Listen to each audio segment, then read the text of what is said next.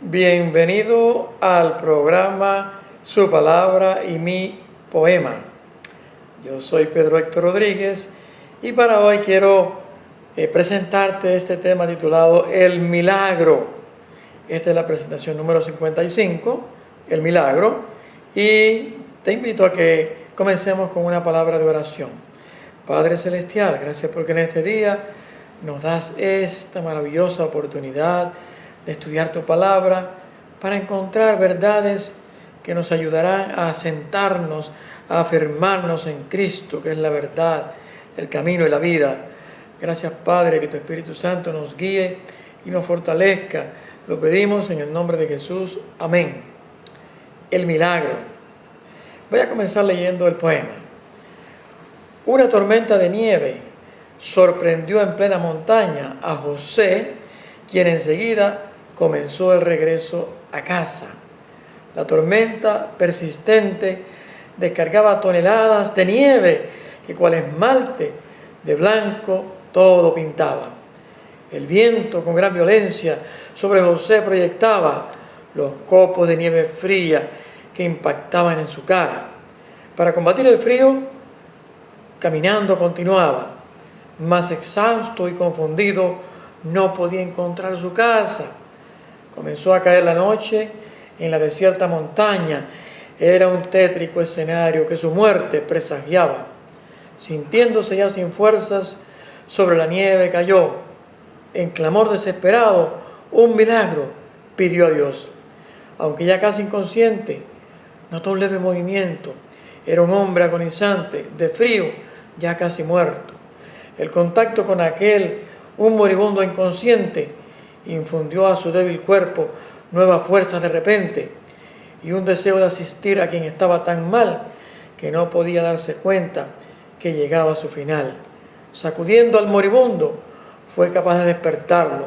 A pararse lo ayudó. Lentamente caminaron. Avanzaban tan valientes los dos hombres abrazados. Parecían dos fantasmas de un cuento de horror sacados. De pronto brilló la luz unos metros adelante. A la casa de José llegaron a refugiarse. Para salvarse, José un milagro había pedido. El milagro fue encontrar y ayudar a un desvalido. Así Dios a ti y a mí, ya para morir caídos, espiritualmente hablando, nos hace hallar desvalidos, y el deseo que nos da de guiar a los perdidos nos despierta, nos da fuerzas y nos guía en el camino. Así hace Dios el milagro de infundirnos nuevo aliento, y junto a los que ayudamos hemos de llegar al cielo. Así que hay un milagro allí, y no es precisamente un acto sobrenatural, como uno piensa en los milagros, ¿verdad? Generalmente esa es la definición de un milagro, un acto sobrenatural. Sin embargo, allí hay un milagro en el sentido de que Dios salvó a José, que pidió ser salvado de la muerte, pero lo salvó dándole el ímpetu, el deseo de salvar a alguien que ni siquiera se daba cuenta que se estaba muriendo. Entonces vamos a buscar aquí una historia bíblica en Primera de Reyes 19, 1 y 2 que nos ayuda a entender. Primera de Reyes, capítulo 19, versículos 1 y 2. Acá dio a Jezabel la noticia de todo lo que Elías había hecho y de cómo había matado a espada a todos los profetas. Ciertamente ese fue el desenlace final que ocurrió en el Monte Carmelo, cuando Elías había desafiado al pueblo a que hicieran elección entre un Dios y el otro, entre Jehová o Baal, y había había desafiado a los profetas de Baal y de Acera para que ellos clamaran a su Dios, y Elías iba a clamar a Jehová, y el Dios que respondiera con fuego, ese era el verdadero Dios.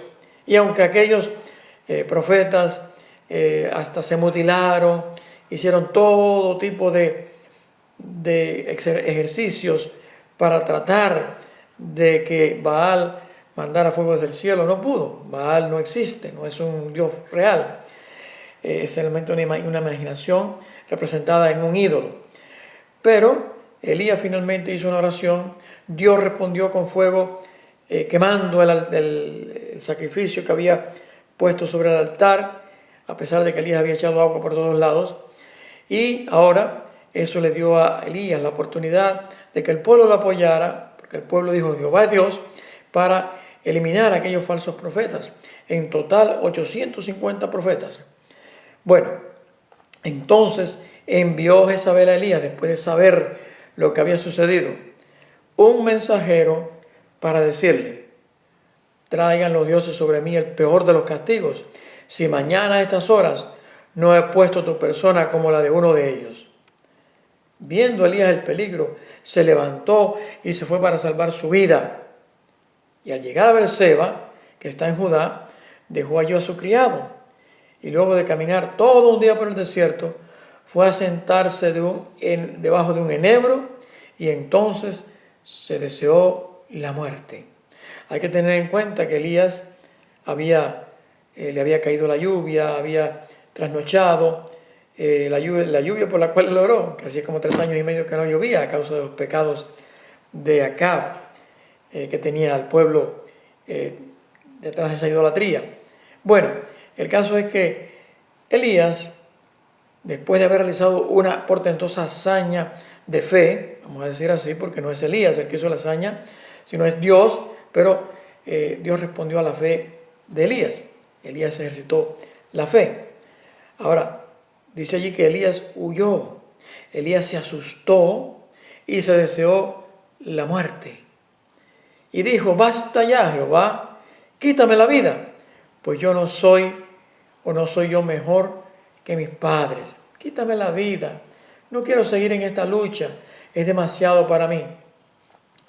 Elías podía aquí haber pedido otro milagro. Seguramente Dios se lo habría concedido, porque Dios siempre está dispuesto a ayudar a sus hijos que están llevando adelante su causa, y también dice que no dejará ser probados más de lo que podéis resistir. Eso está en 1 Corintios capítulo 10 y versículo 3.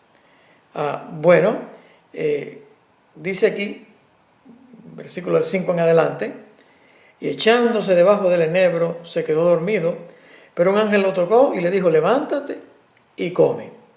Miró y vio a su cabecera una torta cocida sobre las ascuas y una vasija de agua. Comió, bebió y volvió a dormirse. Regresó el ángel de Jehová por segunda vez, lo tocó y le dijo: levántate y come, porque largo camino te resta. Se levantó pues, comió y bebió. Fortalecido con aquella comida, anduvo 40 días y 40 noches hasta Horeb, el monte de Dios, y allí se metió en una cueva, donde pasó la noche. Llegó a él palabra de Jehová, el cual le dijo: ¿qué haces aquí, Elías? Él respondió: he sentido un vivo celo por Jehová, Dios de los ejércitos, porque los hijos de Israel han dejado tu pacto, han derribado tus altares y han maltratado a espada a tus profetas. Solo yo he quedado y me buscan para quitarme la vida. Han matado a espada, quise decir. Y a mí me buscan para quitarme la vida. Jehová le dijo: sal fuera y ponte en el monte delante de Jehová. En ese momento pasaba Jehová, y un viento grande y poderoso rompía los montes y quebraba las peñas delante de Jehová. Pero Jehová no estaba en el viento. Tras el viento hubo un terremoto, pero Jehová no estaba en el terremoto. Tras el terremoto hubo un fuego, pero Jehová no estaba en el fuego. Y tras el fuego se escuchó un silbo apacible y delicado. Cuando Elías lo oyó, se cubrió el rostro con el manto, salió y se puso a la puerta de la cueva. Entonces le llegó una voz que le decía: ¿qué haces aquí, Elías? Él respondió: he sentido un vivo celo por Jehová, Dios de los ejércitos, porque los hijos de Israel han dejado tu pacto, han derribado tus altares y han matado a espada a tus profetas. Solo yo he quedado y me buscan para quitarme la vida. Ciertamente Elías seguía desanimado. Huyó de Jezabel, y ahora, después de tantos días, estaba todavía desanimado y no veía esperanza para Israel. Ahora Jehová le dijo: ve, vuelve por el mismo camino hacia el desierto de Damasco. Llegarás y ungirás a Hazael como rey de Siria. A Jehú, hijo de Nimsi, lo ungirás como rey de Israel. Y a Eliseo, hijo de Safat, de Abel Meola, lo ungirás como profeta para que ocupe tu lugar. Bueno, Ahí está dando Dios una misión, otra misión a Elías, aparte de la que ya le había dado antes, que lo llevó a hacer la hazaña portentosa, por fe, recibir el milagro que Dios hizo allá en el Monte Carmelo. Bueno, ahora dice, al que escape de la espada de Hazael, Jehú lo matará. Jehú, recuerden, Hazael iba a ser rey de Siria, Jehú iba a ser rey de Israel. Al que escape de la espada de Hazael, Jehú lo matará. Y al que escape de la espada de Jehú, Eliseo lo matará. Pero haré que queden en Israel 7,000 cuyas rodillas no se doblaron ante Baal y cuyas bocas no lo besaron. Bueno, no se registra que Eliseo haya matado a nadie. Su obra de matar era en sentido figurado. Como podemos ver en Oseas 6, 4 y 5, que Dios habla al profeta Oseas de matar. Dice, ¿qué haré contigo, Efraín? ¿Qué haré contigo, Judá? Efraín, representando el resto de Israel que no era Judá, el Israel del norte. Vuestra piedad es como nube matinal, como el rocío de la madrugada que se desvanece. Por eso los he quebrantado mediante los profetas. Con las palabras de mi boca los maté y tus juicios brotaron como la luz. En otras palabras, esas palabras pronuncian juicio contra aquellos que son infieles a Dios. Por eso dice, el que escape de Jehú, entonces Eliseo lo matará. No se refiere a una muerte literal, sino al hecho de que las palabras de Dios iban a condenar a esa gente. Bien, el milagro que permitió a Elías seguir adelante fue el recibir otra misión de Dios. Esto es muy importante, porque a veces uno anda sin rumbo por la vida, pensando que ya se acabó todo, que, como dice allí, todos te han dejado, pero Dios te está asegurando, hoy hay 7,000 que no han doblado su rodilla ante Baal y que no lo han besado. Dios te está asegurando que su obra va a triunfar.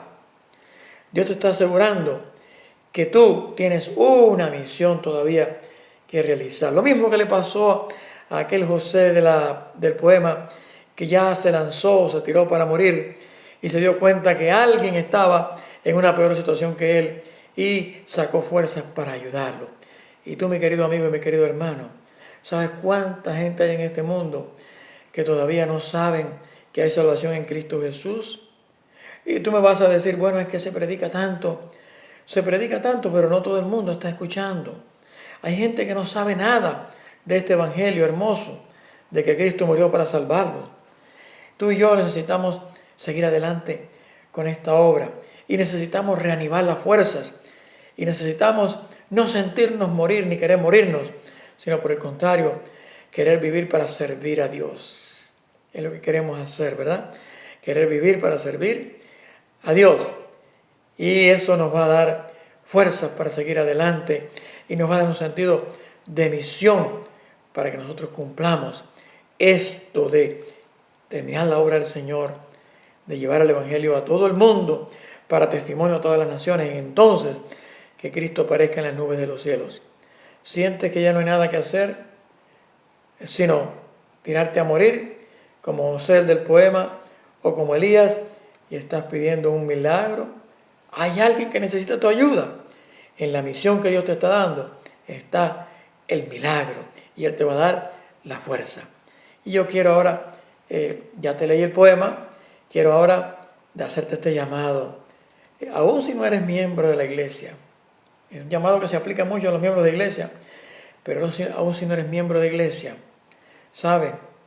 Cuando Dios te está llamando y cuando te llame, vas a ser un discípulo y tú como discípulo vas a ir a ser otros discípulos, vas a querer compartir la salvación y la vida nueva que Cristo te da. Acéptalo hoy,